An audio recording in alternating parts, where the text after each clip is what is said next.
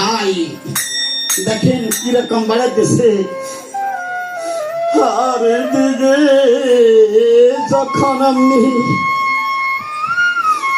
রাজার বাণী শুনলেন বরেন্দ্র সে ঘাট থেকে অন্তর হয়ে গেলেন। আর যখন এই দাঁত উঠলেন আর সাথে সাথে বরেন্দ্র সে তখন আমি দর্শন দিলেন। মহারাজ, এই যে আপনি বলেছেন আপনার ছেলের দাঁত উঠলে পুত্র পবিত্র হবে, আর এখন তো সম্পূর্ণ দাঁত উঠেছে, এবার তো আপনি পুত্রকে বলি দিতে পারেন।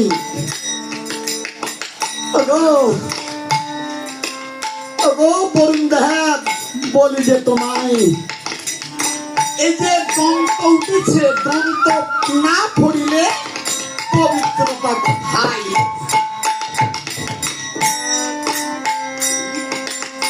এই যে দন্ত না উঠিলে তো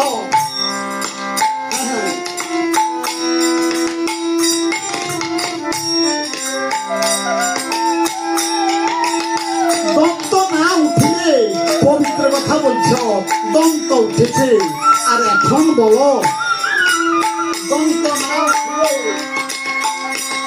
হ্যাঁ দন্ত না পড়লে আর পবিত্র কোথায়?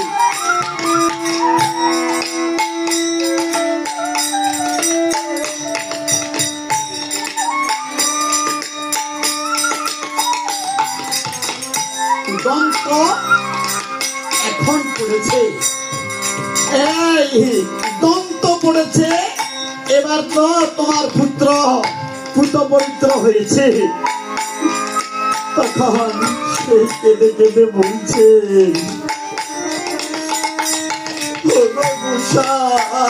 বলি তো ওটাই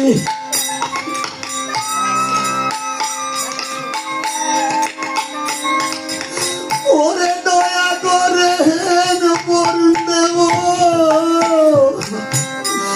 ওরে এই সাধনা পুত্র বিনে এই ববের মাঝে আমার অন্য